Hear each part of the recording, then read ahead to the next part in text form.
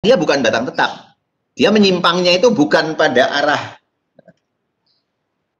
Jadi F itu pindahnya itu bukannya ke titik biru yang saya buat ini, bukan pindah di sini. Tapi F itu pindahnya mungkin di sini.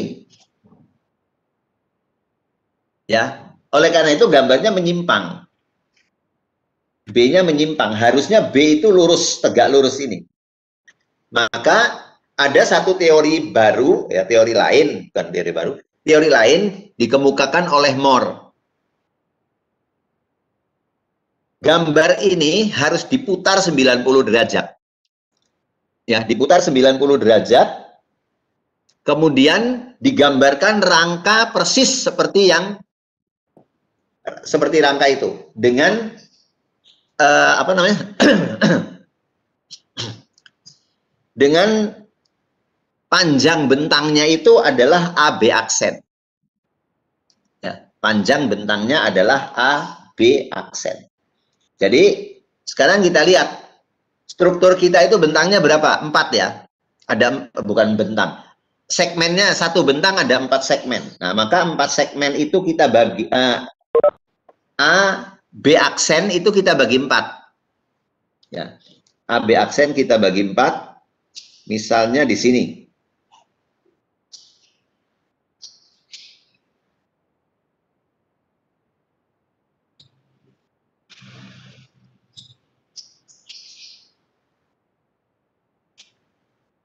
Nah, berarti ini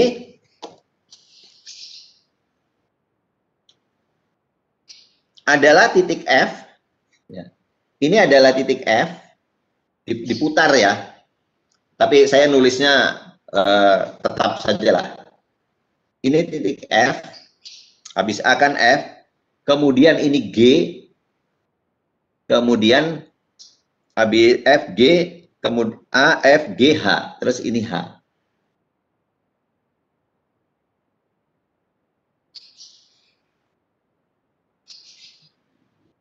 Tadi di mana? Di sini ya. Ini H.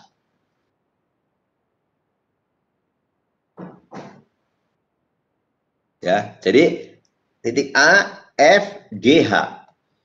Kemudian ini rangka tadi diputar 90 derajat dengan porosnya titik A. Diputar 90 derajat dengan porosnya titik A. Sekarang ini kita tentukan dulu saja. Kira-kira berapa panjangnya ya? Karena sudutnya 45. Ya. Sudutnya 45.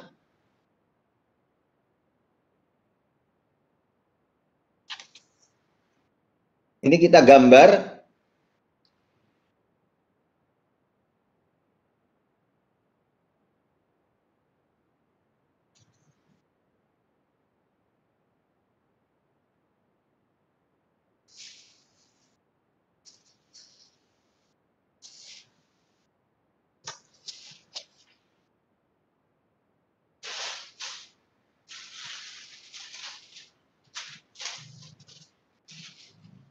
Nah, sebentar gambarnya saya perbaiki dulu.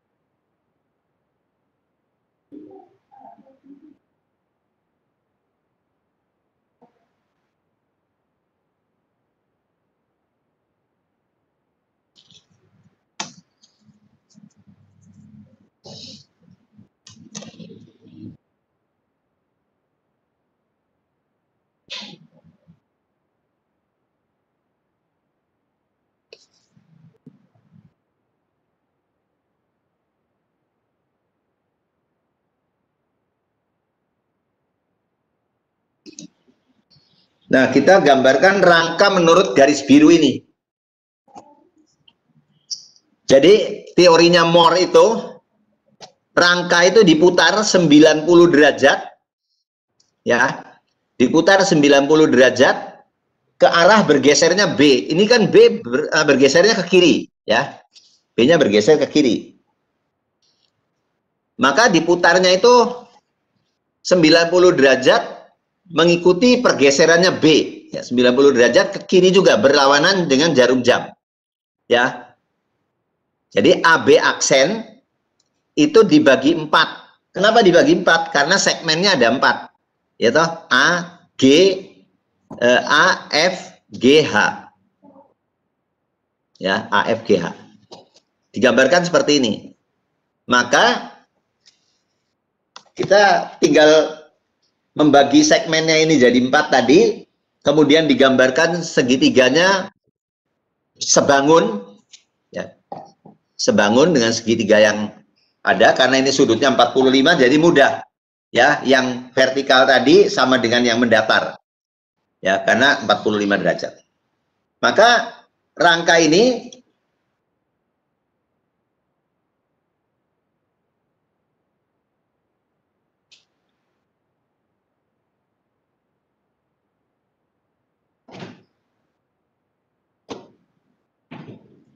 kita beri nama tadi, titik ini adalah titik F. Ini tadi A, kemudian ini F, ya, kemudian G, kemudian H. Yang atasnya C, D, E. Ini C, ini D, ini E. Maka titik F yang warnanya hitam tadi ini, ya, titik F yang warnanya hitam dengan yang F yang warna biru. Vertikalnya berapa, horizontalnya berapa? Itulah yang apa namanya dinamakan dengan defleksinya. Ya, itu yang dinamakan dengan defleksinya. Jadi tinggal kita ukur saja. Defleksinya dari G, ya, dari G warna biru, saya beri nama aksen saja, ya. Jadi ini F aksen, G aksen, H aksen, kemudian E aksen, D aksen, C aksen.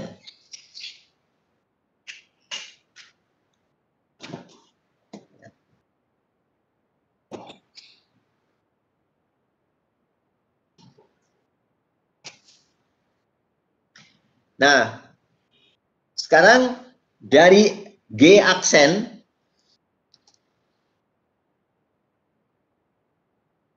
warnanya saya kasih apa ya? Biru yang tadi saja. Dari G aksen ke G, nah ini,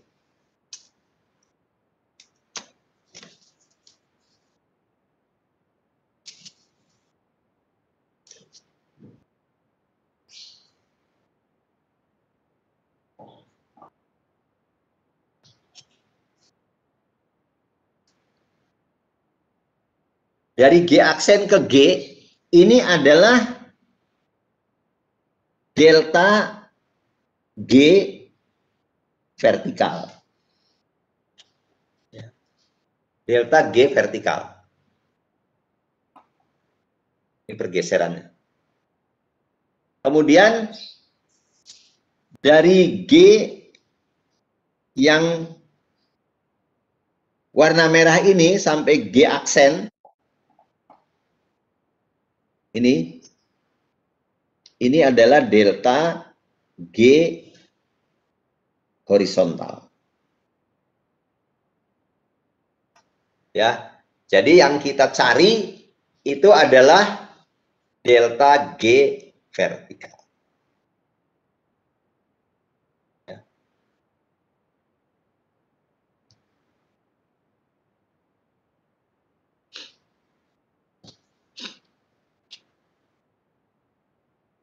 Jelas ya? Jadi seperti ini cara menentukannya. Ada pertanyaan? Silakan.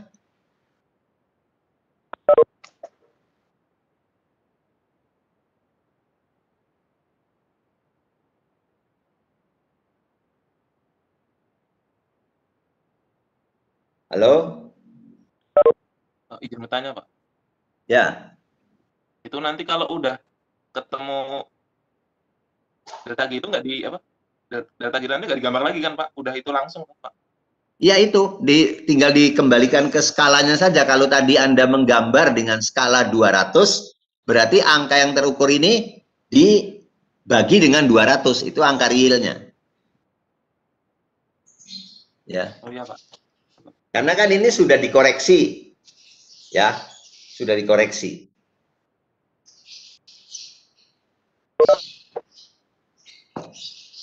Ada lagi pertanyaan?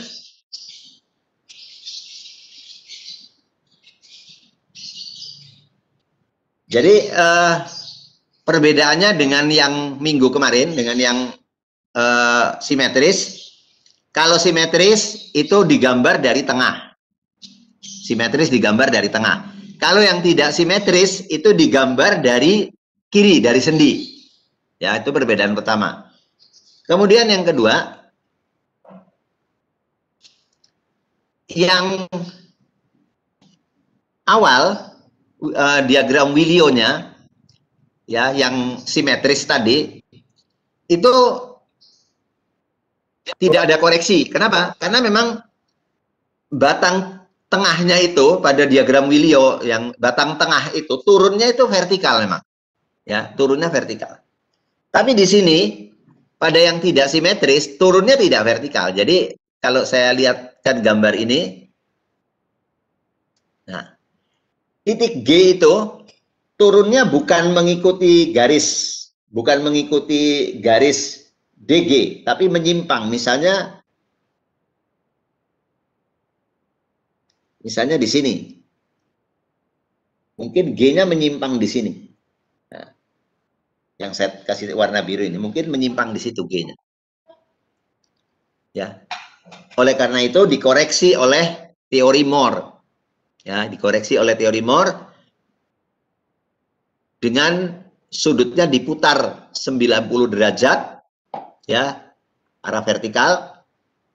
Ya, vertikal 90 derajat mengikuti pergeseran B. Tadi B-nya bergesernya ke kiri, ya diputarnya ke kiri. Kalau B-nya bergesernya ke kanan, diputar ke kanan.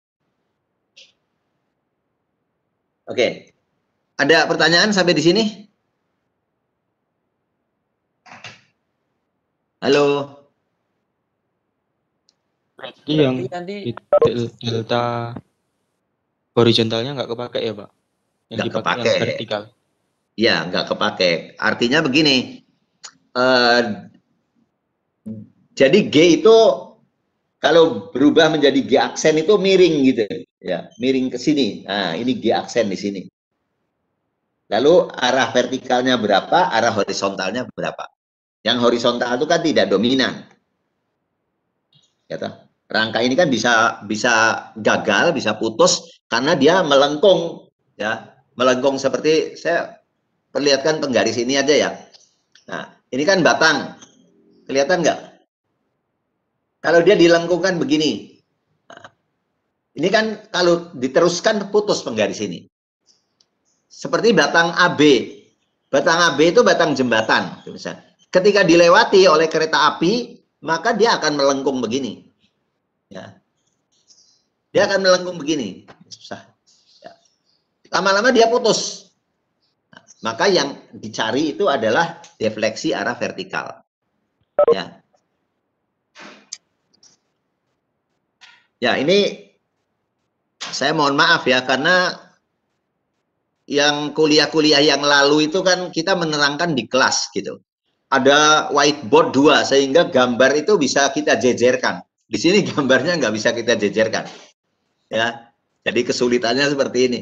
Ya, tuh kalau di kelas kita gambar di papan yang satu, gambar rangkanya, kemudian kita menggambar diagram Wilio itu di sebelahnya. Di sini kita nggak bisa seperti itu. Ya. Gimana? Ada pertanyaan?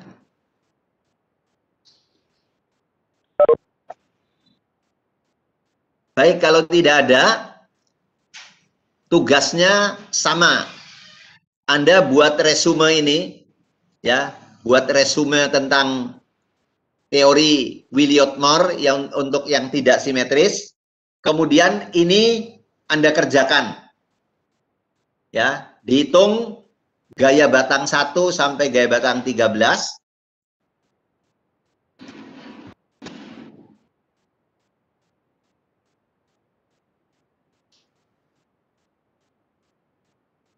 Jadi tugasnya Anda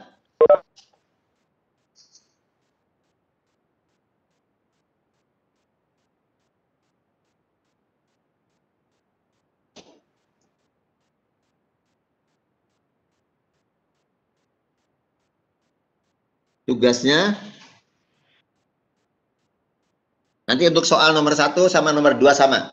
Soal nomor 2 nanti akan saya balik saja ini. Ya. Jadi tugasnya untuk soal 1 dan 2. Ya. Tugas untuk soal 1 dan 2.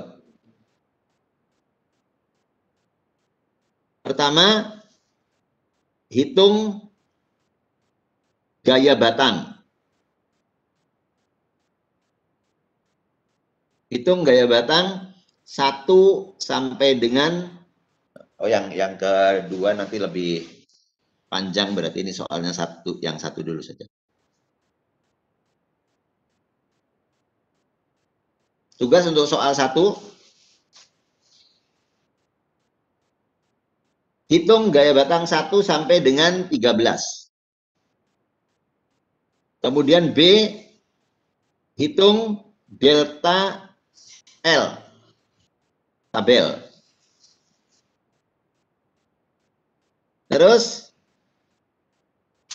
gambarkan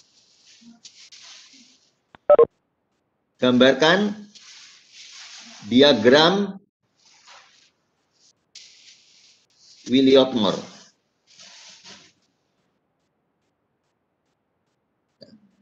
Kalau gambar Williot-Moore berarti ada koreksinya yang gambar biru tadi ya. Oke. Ini tugas yang pertama tadi resume dulu ya, resume ini. Kemudian hitung gaya batang 1.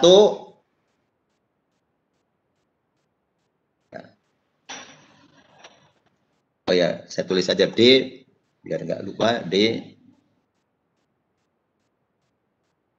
Buat resume tentang teori Williot-Moore.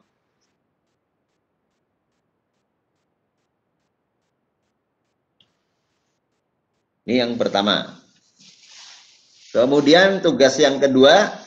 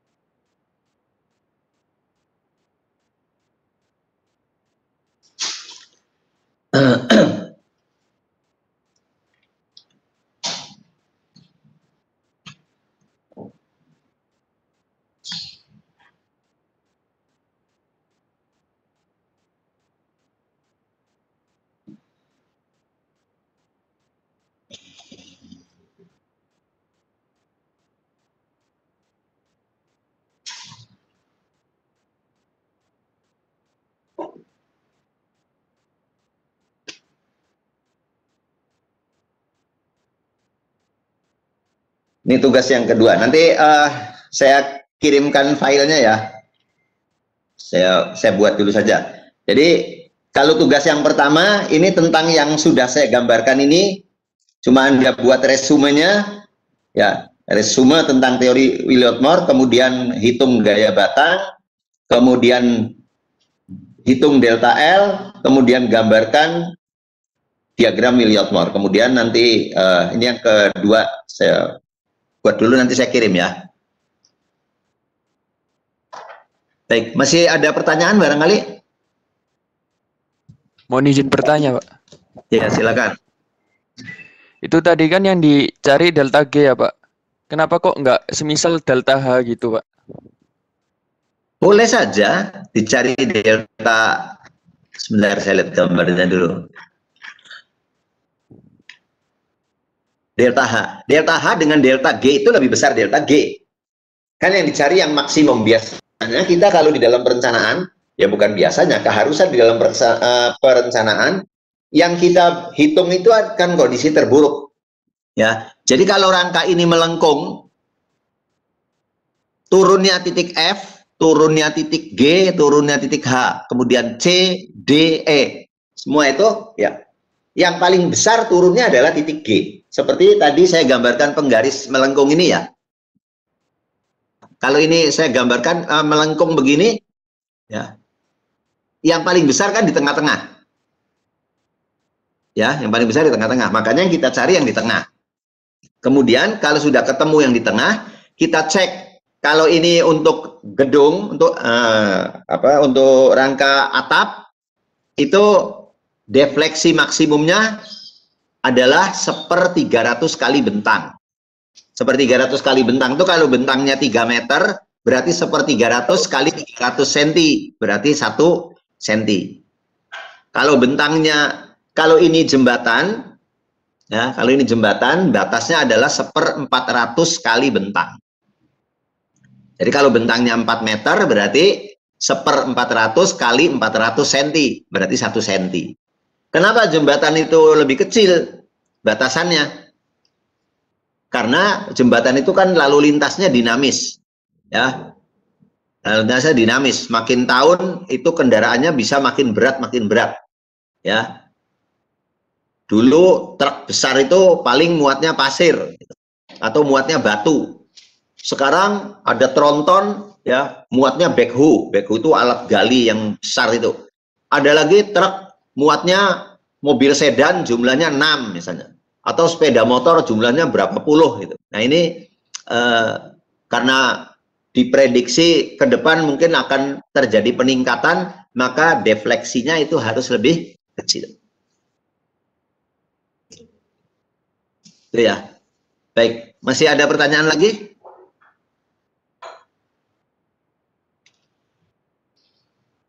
Ya, kalau tidak ada nanti filenya ini saya kirim ya.